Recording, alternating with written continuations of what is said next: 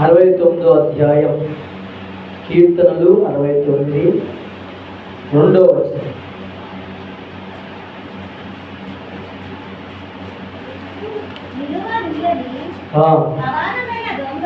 అగాధమైన దొంగ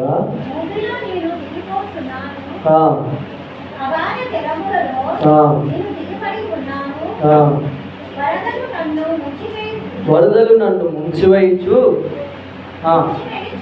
ముంచివేయుచున్నవి, నేను మొరపెట్టుట చేత అలసి ఉన్నాను, నా గొంతుగా ఎండిపోయెను. నా దేవుని కొరకు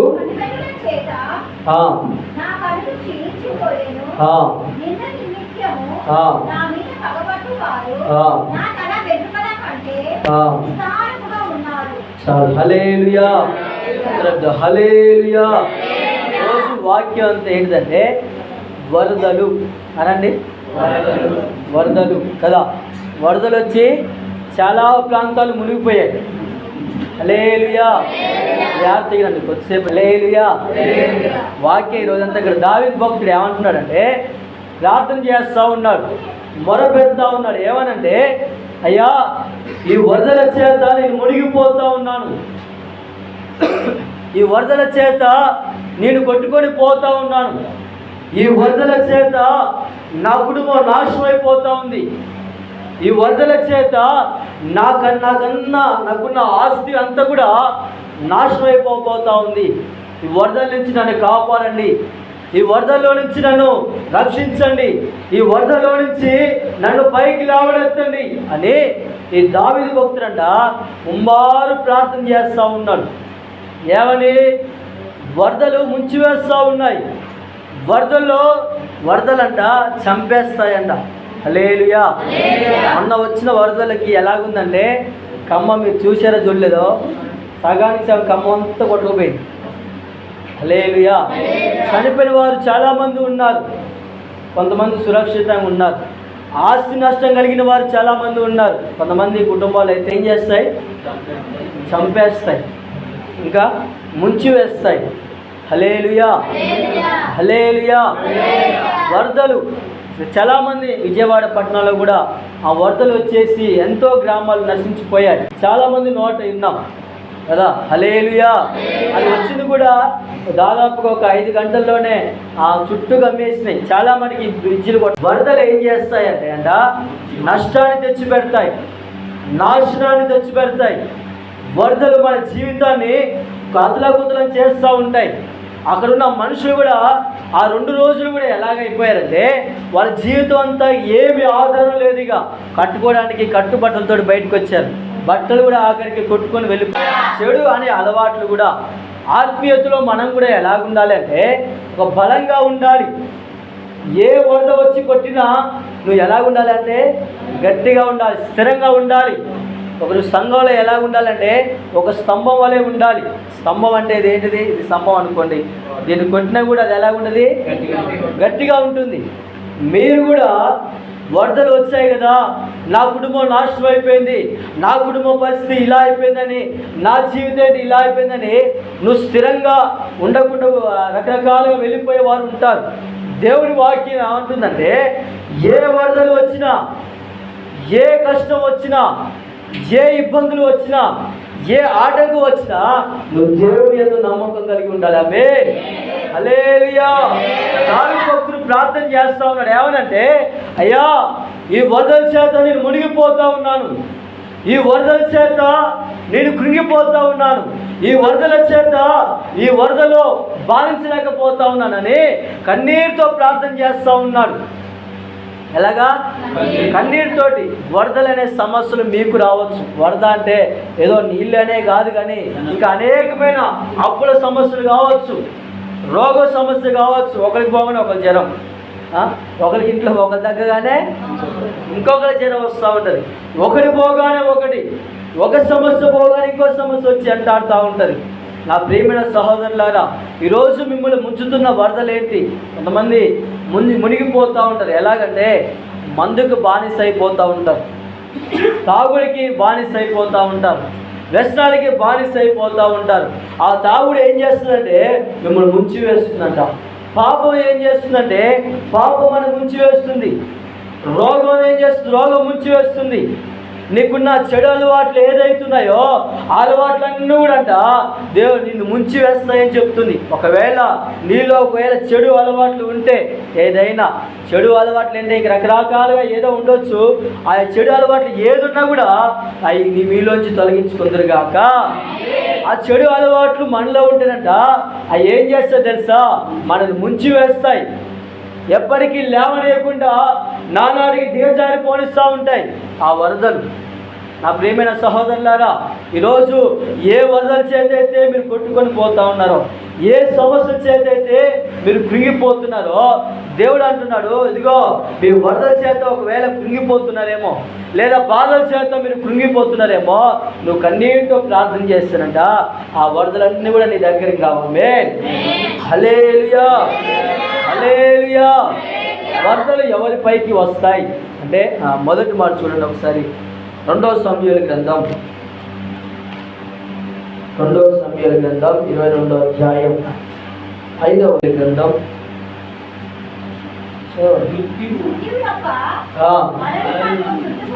అలలు నన్ను చుట్టుకొను,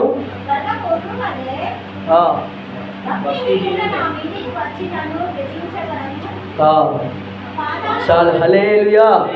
మొదటి మాట ఏంటిదంటే వరదల్లో ఉన్నవారు రక్షించబడాలి కదా. వరదలు వచ్చి వారిపైన మీద పడడానికి గల కారణం ఏంటిదంటే భక్తిహీనులంట. భక్తిహీనుల పైకి ఏమొస్తుంది? వరదలు వస్తాయి. హల్లెలూయా. ఎవరిపైకి? భక్తిహీనులు. ఎవరైతే భక్తిహీనంగా ఒకప్పుడేమో ప్రార్థన పరులాగా జీవించేవారు, ఒకప్పుడేమో అనేకులకు ఎదుట వెళ్ళి ప్రార్థన చేసేవారుగా, లేదా సేవకులకి ఆకట్టపరిచేవారుగా, సేవకుల దగ్గరతో వెళ్ళి సేవకులతో పాటు తిరిగేవారుగా ఉన్నారు. ఇప్పుడేమో భక్తిహీనంగా మారిపోతూ ఉన్నారు కొందరు. అందరూ కాదు, అందరూ కొంతమంది భక్తిలోనే ఉంటారు. ఎవరిపైకయ్యా వరదలు వస్తాయంటే భక్తిహీనంగా ఎవరైతే జీవిస్తారో, భక్తిహీనంగా ఎవరైతే ప్రవర్తిస్తారో. ఒకప్పుడేమో భక్తి పరుల్లాగా ఉండి, ఒకప్పుడేమో భక్తిలాగా జీవించి, ఇప్పుడు నీ భక్తి ఏమైపోయింది? ఒకప్పుడేమో 3 రోజులు ఉపవాసం ఉండి, ఇప్పుడేమో అసలు ఉపవాసం ఉండడమే మానేసారు కొంతమంది. హల్లెలూయా.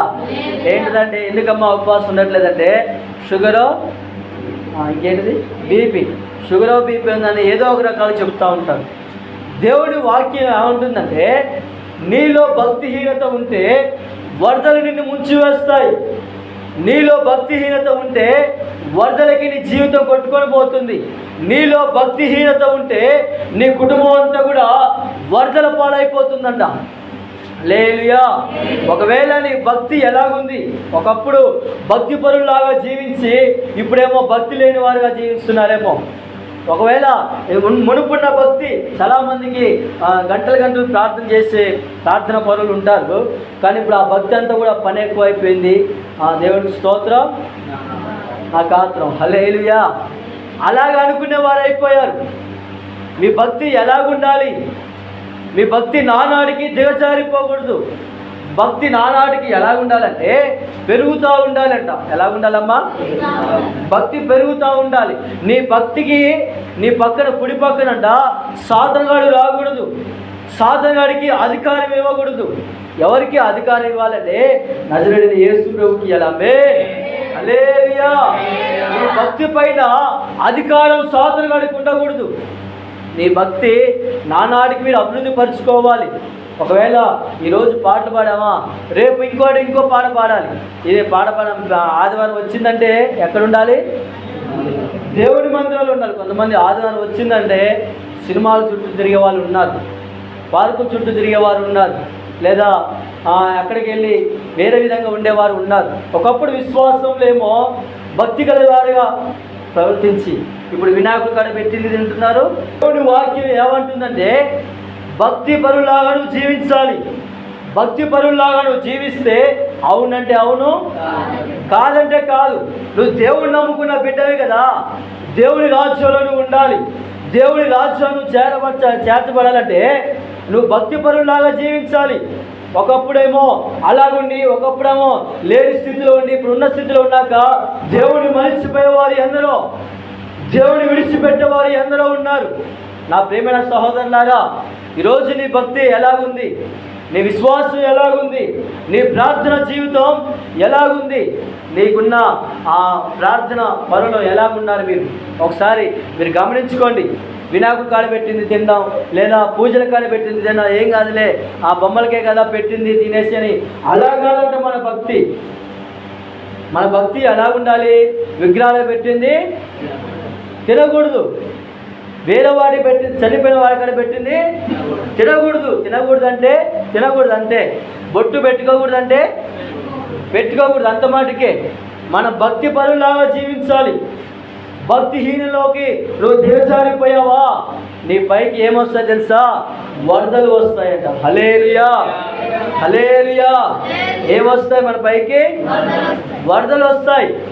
ఒకవేళ నీలో భక్తిహీనత ఉందేమో, నీ అయ్యగారు చూడట్లేదు కదా, ప్రార్థన చేసిన వాళ్ళు చేయకపోయినా యేసు ప్రభు చూస్తాడు, దేవుడు చూస్తాడు. నా ప్రియమైన దేవుడిని పెట్టలేరా, నీ భక్తి ఎలాగుంది? నీ భక్తి ఎలాగుండాలంటే ఒక తూకం వేసుకోవాలి. ఏదో ఉంటేనేమో ఎచ్చగానే ఉండాలి, లేకపోతేనేమో చల్లగా. 2 పొడల మీద కాలేస్తే ఏమైందంట? ఒకటేం భక్తి మీద వేసి ఒకటేం భక్తి మీద వేస్తే ఒక పడ పడిపోయింది, మధ్యలో మన వరదలు మునిగిపోతాం. హల్లెలూయా.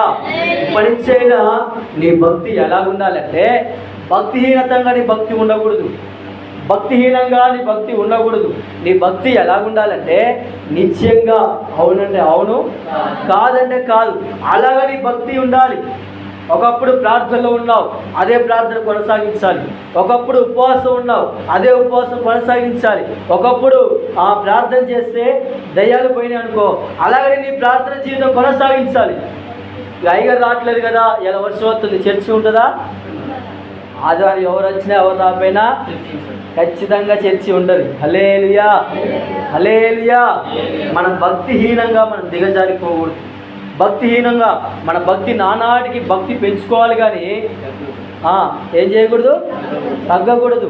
మీరు దేవుడి మొదటి రోజు ఒప్పుకుంటారు, ఎప్పుడో జనవరి 1కి ఏమని? ఉపవాసం ఉంటాయి ఈరోజు శనివారం రోజు, ప్రతి శనివారం ఉపవాసం ఉంటాయని దేవుడికి మొక్కుబడి చేస్తూ ఉంటారు. ఒక వ్యక్తి కూడా ఉన్నాడు, యెఫ్తా అనే వ్యక్తి. ఆయన కూడా ఏమని మొక్కుబడి చేశాడంటే, అయ్యా నేను యుద్ధంలోకి వెళ్ళొస్తాను, ప్రార్థన చేసుకుని వెళ్ళాడంట.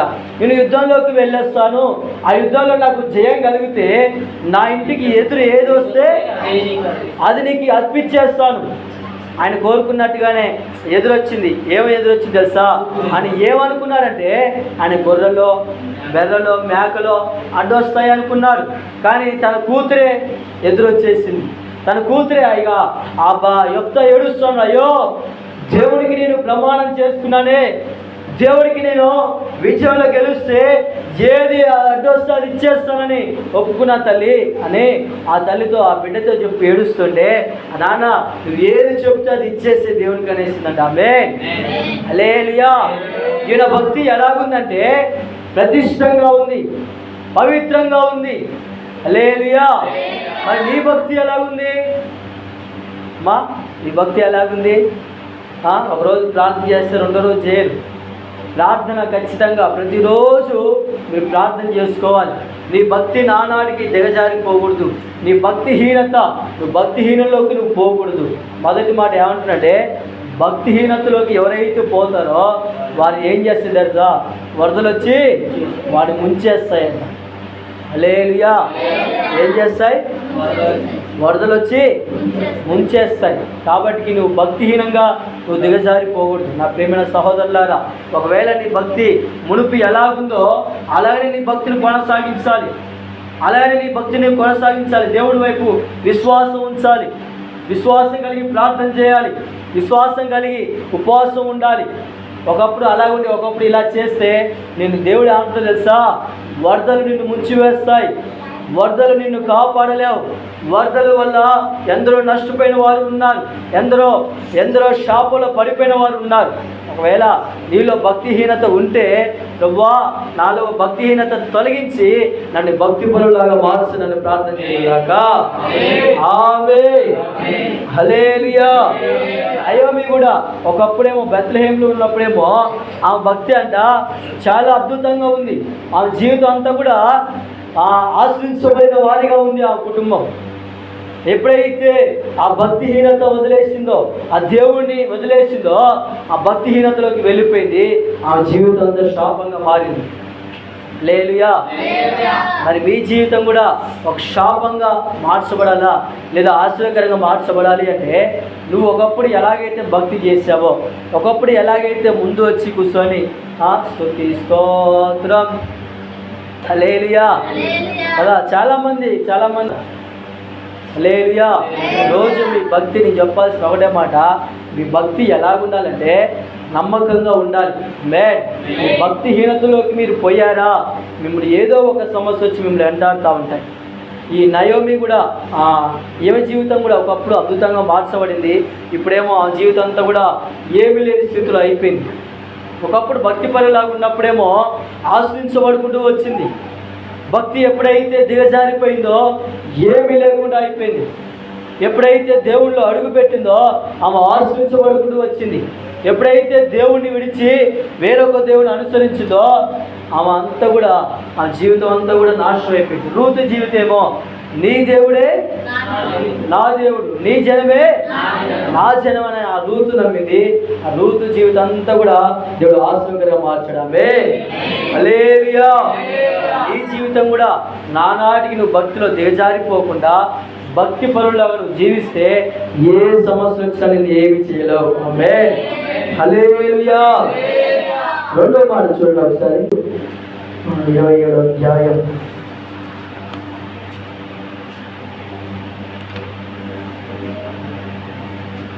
సామెతల గ్రంథం 27వ అధ్యాయం 4వ వచనం.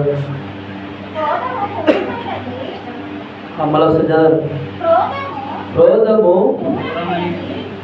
క్రూరమైనది, దోషము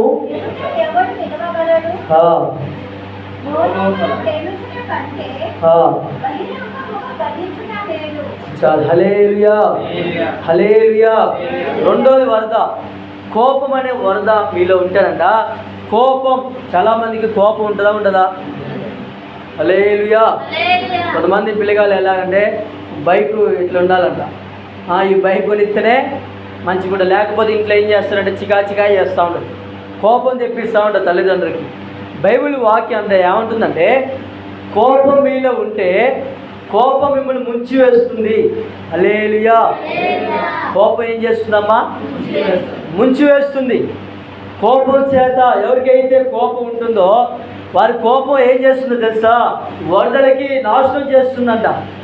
కోపం మనలో ఉండకూడదు. దేవుడి వాక్యం చెప్తా ఉంది, కోపం ఎవరిలో ఉంటుందో నరుని కోపం అంట దేవుని నీతిపరచదంట, దేవుని గణపరచదు. మనుషులమైన మనలో కోపం ఉండకూడదు. కొంతమందికి ఒక మాట అనగానే చాలు అమ్మడి వచ్చేస్తుంది కోపం కదా. హల్లెలూయా, హల్లెలూయా. చూడండి, ఆదికాండం 3 వ్యక్తులు అని చెప్పి చూపిస్తాను. ఆదికాండం 4వ అధ్యాయం 5వ వచనం.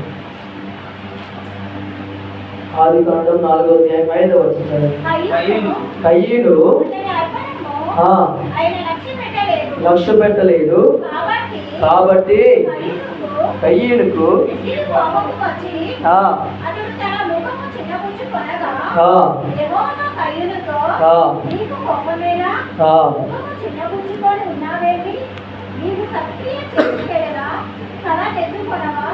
చాలా. హల్లెలూయా. ఇక్కడ కయ్యనుకు కోపం వచ్చింది. దేనికయ్యా అంటే అతని అర్పణ దేవుడు నచ్చలేదు. హల్లెలూయా. తన కోపం ఏం చేసిందంటే, కయ్యను కోపం అంట దేశదిమ్మరు అయిపోయాడు. ఏమైపోయాడు? దేశదిమ్మరు అయిపోయాడు. దేనివల్ల అంటే తన కోపం వల్ల తన కుటుంబం అంతా కూడా, తన జీవితం అంతా కూడా నాశనానికి గురి తీసింది. దేనివల్ల అయ్యా అంటే కోపం వలన. కోపం వచ్చి తన దేశదిమ్మరం అయిపోయాడు. ఎటు తిరగాలో, ఏమి చేయాలో, ఎటు వెళ్ళాలో, ఏ పరిస్థితికి వెళ్ళాలో అర్థం కాలేదు. తన కోపం ఏం చేసిందో తెలుసా? దేశదిమ్మరి వాడిగా చేసింది. ఈరోజు మీకున్న కోపం ఏదైతే ఉందో, మీకున్న కోపాలు ఉంటాయి కదా, మీ కోపాలు ఏం చేయాలంట? అణుచుకోవాలి. ఏం చేయాలి? కోపం వచ్చినప్పుడు ఏం చేయాలంటే ఆ బుక్క నీళ్ళు పోసుకొని బుక్క నోట్లో పెట్టుకోవాలంటే ఇట్లా. అప్పుడు కోపం ఆగిపోయింది. హల్లెలూయా, హల్లెలూయా.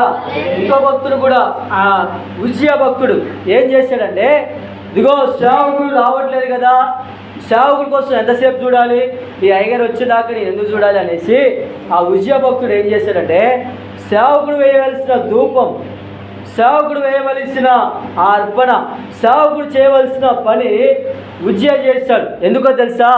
ఈయనకి ఆ సేవకుడు రావట్లేదు, ఏమి రావట్లేదు, ఇంకెంతసేపు చూడాలి. హల్లెలూయా. సేవకుడు రావట్లేదు, ఎవరు రావట్లేదు, నేనేం చేసుకుంటా అని సేవకుడు చేయవలసిన పని సేవకుడు చేయాలి. సంఘ పెద్ద చేయాల్సిన పని స్త్రీలు చేయాల్సిన పని స్త్రీలు చేయాలి సంఘంలో. హల్లెలూయా. సేవకులు కూడా. ఉజ్జియా భక్తుడు ఏం చేస్తూ ఉన్నాడంటే, సేవకుడు రావట్లేదు, సేవకుడు చేయవలసిన పని నేను చేస్తానంట. ఈయన కోపంతో ఏం చేస్తాడు తెలుసా? ఆ ప్రత్యక్ష గుడారంలో దేవుడి మందిరానికి వెళ్ళి ధూపం వేస్తూ ఉన్నాడు. సేవకుడు వచ్చిన దాకా నేను ఎందుకు వెయిట్ చేయాలి, సేవకుడు వస్తున్నారని రాపోదా అని పోయి ధూపం వేశాడంట. ఆయనకి ఏం జరిగిందో తెలుసా? కుష్ఠరోగం కలిగింది. ఏం కలిగింది? ఆయన కోపం ఏం చేసింది? చూశాడు అయ్యగారు రావట్లేదని ఆయన కోపంతో ఏం చేశాడు? ధూపం వేశాడు. హల్లెలూయా. కోపంతో ఏం చేశాడమ్మా? ధూపం వేశాడు. ఎవరు చేయవలసిన పని వారు చేయాలి. మన ఇష్టం వచ్చినట్టుగా ఎవరు పడితే వాళ్ళు చేస్తే అది కుదరని పని. మనం ఇష్టం వచ్చినట్టు రాజ్యంగా మనం తిరగకూడదు. దేవుడి వాక్యం ఏమంటుందో తెలుసా? నువ్వు ఎలాగుండాలంటే కోపాన్ని తగ్గించుకునే వాడిగా ఉండాలి. నానాటికి నీలో కొంతమంది కోపం పెంచుకుంటూ ఉంటారు. ఈయన కూడా కోపం పెంచుకొని ఈయన లాస్ట్కి ఏం తెచ్చుకున్నాడు తెలుసా? రోగాన్ని తెచ్చుకున్నాడు. కుష్ఠరోగాన్ని తెచ్చుకున్నాడు. ఈయన కుష్ఠరోగాన్ని కొని తెచ్చుకున్నాడు. నా ప్రియమైన సహోదరులారా, ఈరోజు నీలో ఏ కోపం అయితే ఉందో, ఏ కోపం అయితే నిన్ను వెంటాడుతుందో, ఏ కోపం అయితే నిన్ను నాశనానికి గురి చేస్తుందంట, కోపం వరదలకి ముంచివేస్తుంది కోపం. హల్లెలూయా. ఈ వరదలు ఇతను ముంచివేసింది, ఇతను రోగానికి తెచ్చిపెట్టింది.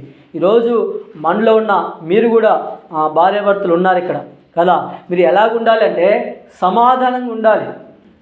ఎప్పుడు చూసినా ఏదో ఒక కోపం, చిన్నదానికి కూడా గిన్నెలు తీసుకొని ఇస్తారు, ఆయన గిన్నెలన్నీ సొట్టపోతాయి. హల్లెలూయా, హల్లెలూయా. ఈరోజు మీ కోపం కూడా, కొంతమంది కోపం వస్తే టీవీలు ఎత్తేస్తారు, ఇట్లా ఫ్రిడ్జ్లు ఎత్తేస్తారు, ఇంకేంటి సర్వలు ఎత్తేస్తారు, గిన్నెలు ఎత్తేస్తారు. కొంతమంది కోపం తట్టుకోలేక, మనుషుల్ని కొట్టలేక గోడను, వాళ్ళ పెద్ద హీరోలాగా గోడను కుదురుతారు. హల్లెలూయా. వాడి కోపం ఎలాగుంటుందంటే, కొంతమంది కోపం, జాగ్రత్త నా ప్రియమైన సహోదరులారా, కోపం అంట ఏం చేస్తుంది? ఎవరి కోపం వారి శత్రువు, ఎవరి కోపం వారి శత్రువు. కాబట్టికి మీరు కోపం వచ్చినప్పుడు ఈ బైబిల్ ఏం చెప్తుందంటే ప్రార్థన చేయమని చెప్తుంది. ఆమేన్, హల్లెలూయా. ఏం చేయాలి? ప్రార్థన చేయాలి. ప్రార్థన పరులాగా మీరు జీవించాలి. రెండో వ్యక్తి కూడా మోషే, ఇగో ఎంతకాలం నీళ్ళు ఇప్పించాడు, బండ కొట్టాడు, నీళ్ళు వస్తా ఉన్నాయి, బండ కొడతాడు, నీళ్ళు వస్తూ ఉన్నాయి. ఇశ్రాయేలు ప్రజలు ఇంకా కూడా నీళ్ళు అడుగుతూ ఉన్నారు, అయ్యా మాకు నీళ్ళు కావాలి, ఆహారం కావాలని మోషేని అడుగుతానంట. మోషే వారిపైన కోపం చూపించాడు. వీళ్ళతో ఎంతకాలం సహించాలి, వీళ్ళతో ఎంతకాలం నేను బ్రతకాలి, వీళ్ళతో ఎంతకాలం నేను జీవించాలని ఆ ఇశ్రాయేలు ప్రజలపైన కోపపడ్డాడు. ఆ మోషే అంట దేవుడి రాజ్యంలోకి చేర్చకుండా పడ్డాడంట. హల్లెలూయా. ఈరోజు నీ కోపం ఏం చేస్తుంది తెలుసా? ఆయన రాజ్యానికి చేర్చకుండా చేస్తుంది. నీ కోపం ఒకవేళ నీలో ఎప్పుడు కూడా ఉంటే ఈరో నుంచి దేవుడు తొలగించును గాక. ఆమేన్, హల్లెలూయా. కోపం ఎలాగుండాలమ్మా? తగ్గించుకొని ఉండాలి. ఇప్పుడు ఒకసారి చూడండి, కోపం వచ్చినప్పుడు ఏం చేయాలో. 1 సమూయేలు గ్రంథం ఒకటో సమూయేలు గ్రంథం 15వ అధ్యాయం 11వ వచనం. మరియు యెహోవా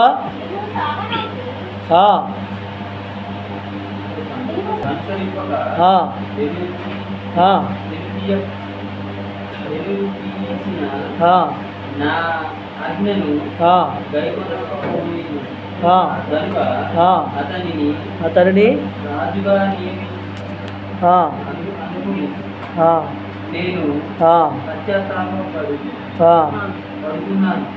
హల్లెలూయా. అక్కడ ఏమని ఉంటుందంటే 15:11లో ఆ సమూయేలు అంట కోపం వచ్చినప్పుడు ఏం చేసేవాడంటే ప్రార్థన చేసేవాడంట. ఏం చేసేవాడు? యెహోవాకు మొరపెట్టాడు. మీరు కూడా కోపం వచ్చినప్పుడు నువ్వెంత అంటే భార్యను పట్టుకుని మా భర్తను పట్టుకుని మనం ఎలాగ పడితే అలాగా మాట్లాడకూడదు. వాక్యం ఏం చెప్తుంది తెలుసా? ఒకవేళ నీకు తట్టుకోలేని కోపం వస్తే టీవీలు పలకొట్టమంటుందా? నీకు తట్టుకోలేని కోపం వస్తే ఇంకా హల్లెలూయా ఇంకేం పలకొడతారు? గ్లాసులు అవన్నీ పలకొడతాడు. ఇంట్లో ఉన్న సరుకు సామాన్లు హల్లెలూయా ఆ సామాన్లన్నీ పోయి బయట ఉంటాయి. హల్లెలూయా. కోపం వచ్చినప్పుడు ఏం చేయాలి అంటే నువ్వు ప్రార్థన గదిలోకి వెళ్ళి ప్రార్థన చేయాలి. ఆమేన్. ఎలా ఉండాలి? ప్రార్థన చేయాలి. అప్పుడు నీ కోపం ఏమైంది తెలుసా?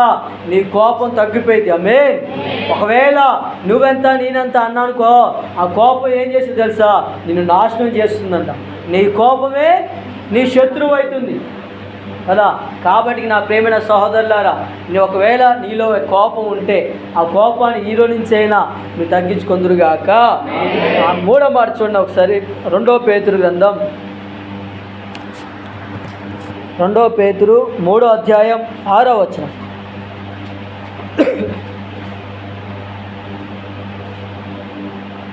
2 పేతురు 3వ అధ్యాయం 6వ వచనం చదవండి.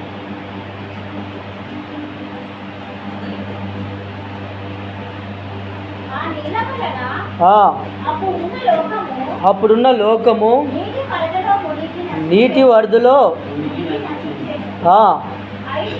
అయితే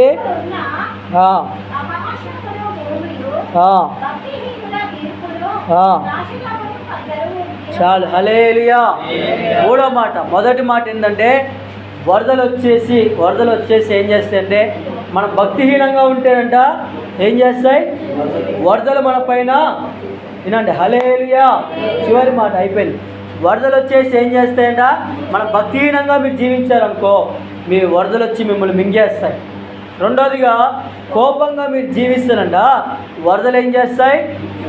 ముంచి వేస్తాయి. మూడవది వరదలు ఏం చేస్తాయంటే మనం నాశనం చేస్తాయి. ఏం చేస్తాయి? నాశనం చేస్తాయి. హల్లెలూయా. హల్లెలూయా. జ్ఞానం లేని వారంట నశించిపోతారు. జ్ఞానం లేని వారిగా మనం జీవించకూడదు, జ్ఞానం కలిగే వారిగా. హల్లెలూయా. ఒకసారి చూడండి హోషేయ గ్రంథం 4వ అధ్యాయం 6వ వచనం చదవండి ఒకసారి. హోషేయ గ్రంథం 4వ అధ్యాయం 6వ వచనం.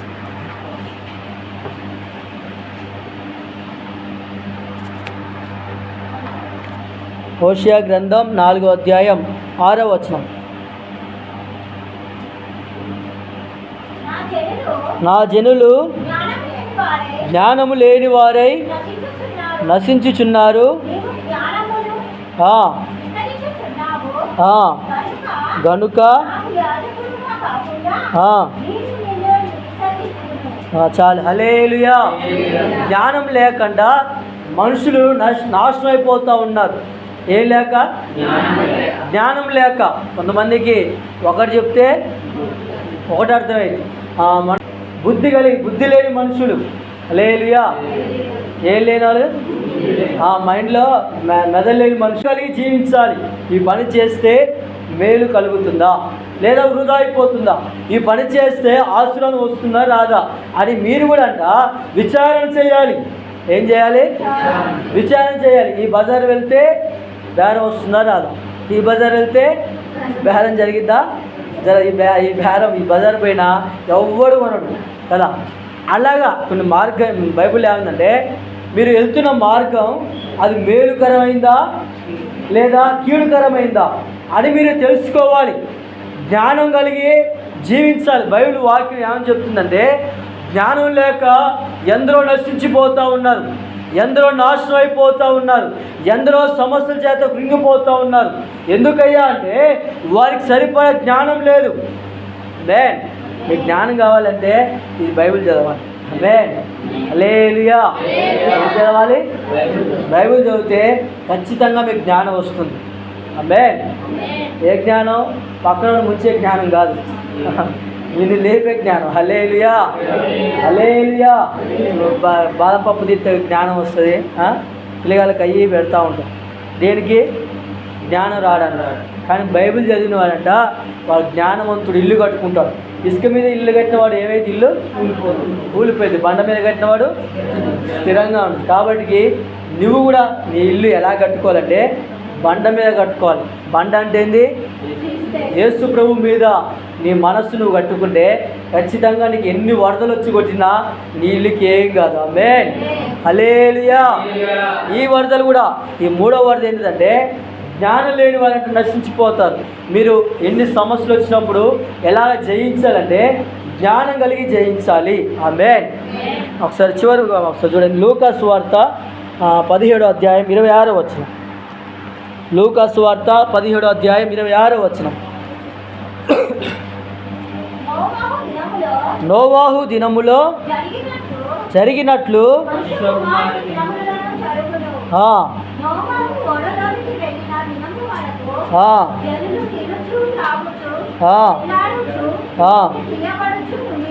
చాలా. హల్లెలూయా. చివరి మాట ఏమనంటే నోవాహు చెప్తా ఉన్నాడు, అరే జలప్రయాణం రాబోతా ఉంది. ఏ రాబోతా ఉంది? హల్లెలూయా. ఏం రాబోతా ఉంది? జలప్రయాణం రాబోతా ఉంది. ఇదిగో నేను ఓడను తయారు చేసుకుంటా ఉన్నాను, మీరు కూడా వచ్చి నాకు సహాయం చేయండి. వాళ్ళందరూ చూసంట నవ్వుకున్నారంట, నవ్వుతా ఉన్నారంట. అదిగో ఈ ముసలాడికి ఏం పని లేదా, వీడికి ఓడ కట్టుకుంటున్నాడేంది, వీడికి ఇలా ఉందేంది. హల్లెలూయా హల్లెలూయా. నోవాహు చూసంట నవ్వుకున్న వారు చాలామంది ఉన్నారు. నోవాహు ఏమో నా కుటుంబం ఎక్కడ నాశనం అయిపోయిందో, నా జీవితం ఎక్కడ నాశనం అయిపోయిందో, నేను వరదలకి ఎలాగ కొట్టుకొని పోతాను అనేసంట. దేవుడు చెప్పాడు, ఇదిగో నోవాహు నువ్వు ఒక ఓడను కట్టుకో, ఆ ఓడను నువ్వు సురక్షితంగా ఉంటావు. ఆమేన్ హల్లెలూయా. దేవుడు అతను చెప్పాడు, చెప్పినట్టుగానే ఓడను కట్టుకున్నాడు కదా. చెప్పినా కూడా వినకపోతే వారిని ఏమనాలి? హల్లెలూయా. ఏమనాలి? పిచ్చోడు కదా. చెప్తే విన్నాడు. నోవాహు చెప్పిండు, ఇదిగో 40 రోజులు జలప్రయాణం రాబోతా ఉంది. ఎన్ని రోజులు? 40 రాత్రులు 40 పగళ్ళు కదా. ఒక్కరోజు వచ్చినందుకే విజయవాడ ఖమ్మం అంతా కూడా కొట్టపోయింది. హల్లెలూయా. అదే 40 రోజులు వస్తే మనందరం కూడా ఏమైపోవాలి? కొట్టపోవాలా? హల్లెలూయా. నువ్వు సురక్షితంగా ఉండాలి. ఆమేన్. 40 రోజులు రాని, 100 రోజులు రాని, వరదలు రాని, సమస్యలు రాని, ఇంకా ఏదైనా రాని, దేవుడు ఏమన్నా తెలుసా, నువ్వు దేవుని పడవలో, దేవుని ఓడలో, దేవుని ఆ సన్నిధిలో నువ్వు ఉంటేనంట ఖచ్చితంగా నీకు ఎన్ని వరదలు వచ్చినా, ఏ నష్టం వచ్చినా కూడా, ఏ వరదలు కూడా ఏమి చేయలేవు. ఆమేన్. నోవాహును కూడా ఆ నాశనం ఏమీ చేయలేదంట. తన అప్పటికి చెప్పాడంట, అక్కడ యేసుప్రభుని విశ్వసించండి, యేసుప్రభుని నమ్మిన వారికి ఏ శిక్షా విధి లేదని ఊరంతా కూడా డప్పు సాటించి చేసుకొని చెప్పాడంట. వీటి పిచ్చోళ్ళే ఇప్పుడు దేవుడు రాడమైంది, దేవుడు చెప్తే ఈడి నడమైంది అనేసి హేళన చేసిన వారందరూ కూడా నాశనం అయిపోయారు. జ్ఞానం లేని వారు వారంతా. ఏ లేని వారు? జ్ఞానం లేని వారంతా కూడా నాశనంలోకి గురైపోయారు. ఈరోజు నా ప్రేమైన సహోదరులారా, మీరు కూడా ఎలాగుండాలి అంటే జ్ఞానం కలిగి బ్రతకాలి. ఎలాగ బ్రతకాలి? జ్ఞానం కలిగి బ్రతికితేనంట ఖచ్చితంగా మీ కుటుంబాలకి ఏ వరదలు వచ్చినా మిమ్మల్ని ఏం చేయలేవు. ఆమేన్ హల్లెలూయా. నోవాహు అందరి కుటుంబాలు పట్టుకుపోయినాయి. నోవాహు కుటుంబం ఎలాగుందంట? సురక్షితంగా ఉంది. ఎంత వరద వచ్చినా కూడా అతని కుటుంబం ఎలాగుంది? సురక్షితంగా ఉంది. మరి నీ కుటుంబం కూడా ఎన్ని వరదలు వచ్చినా, ఎన్ని ఆటంకాలు వచ్చినా సురక్షితంగా ఉండాలి. ఆమేన్ హల్లెలూయా. వరదలు అంటే ఇంకా రకరకాలుగా వర్షాన్ని కాదు కానీ మీ సమస్యలు కానీ మీకున్న ఆటంకాలు, ఇబ్బందులు, అప్పుల సమస్యలు, ఏ సమస్య అయితే మిమ్మల్ని వెంటాడుతున్నాయో దేవుడు ఆ సమస్య నుంచి విడిపించును గాక. ఆమేన్. మొదటి మాట ఏంటిది? వరదలు మనల్ని ముంచేయకుండా ఉండాలి అంటే మనకి ఒకటి భక్తిహీనత ఉండకూడదు. ఏముండకూడదు? భక్తిహీనత అంటే ఏంటిది? ఒకప్పుడేమో ప్రార్థన చేసేదానివి అనండి, భక్తిహీనత. నీ భక్తిహీనత నిన్ను ముంచివేస్తుంది. ఎవరో నిన్ను ముంచాలనుకోరు, నీ భక్తిహీనత నిన్ను ముంచివేస్తుంది. రెండోది, నిన్ను ముంచేది ఏంటిది? నీ కోపం. నీ కోపం వచ్చినప్పుడు నువ్వు ప్రార్థన చేయాలి. కోపం వచ్చినప్పుడు లేదా దూరంగా ఉండాలి. కోపం వచ్చినప్పుడు నువ్వు ఎలా ఉండాలంటే ప్రార్థన పరులాగా నువ్వు జీవించాలి. కోపంగా ఇంకా నువ్వు కోపం మెచ్చుకున్నావు అనుకో, ఆ కోపమే నిన్ను నాశనం చేస్తుంది. హల్లెలూయా. మూడో మాట ఏంటిది? జ్ఞానం లేకుండా ఎవరైతే నశించిపోతూ ఉంటారో, నశించిపోవడం. హల్లెలూయా. నశించిపోతూ ఉంటారు కదా. ఈ వరదలకి ఎందరో నాశనం అయిపోయిన కుటుంబాలు ఉన్నాయి, రకరకాల కొట్టపోయిన సమస్యలు ఉన్నాయి కదా. ఈరోజు నీ కుటుంబం నాశనం కాకుండా ఉండాలి అంటే, వరదలకి కొట్టుకుపోకుండా ఉండాలి అంటే నువ్వు ఎలా ఉండాలి తెలుసా? జ్ఞానం కలిగి బ్రతకాలి. ఆమేన్. హల్లెలూయా. దేవుడు ఈ 3 మాటలు మన ఇంట్లో స్థిరపరచును గాక. మోకరించండి, ప్రార్థన చేసుకుంటాం.